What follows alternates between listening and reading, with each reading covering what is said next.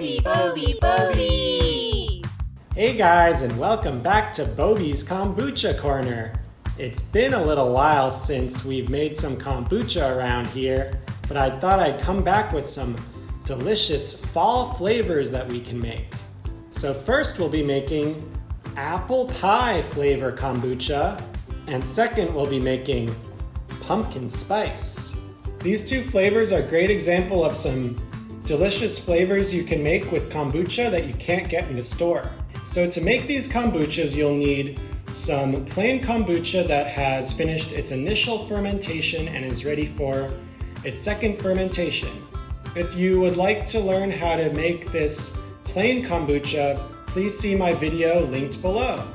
Once you have your initial fermentation of kombucha, then you can add your flavors.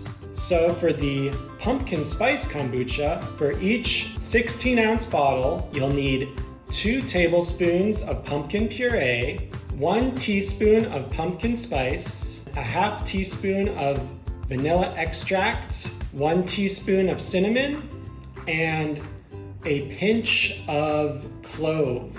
For the apple pie flavor, you'll need plain kombucha, 16 ounces. Then you'll need 2 tablespoons of sliced up and peeled apples, 1 teaspoon of cinnamon, 1 teaspoon of nutmeg, 1 teaspoon of allspice, and a half teaspoon of clove. So then you'll ferment those in 2 long neck bottles for 4 days, and then you'll get something that looks a little bit like this. So now let's give these fall kombuchas a taste. So we're gonna try this apple pie flavor first.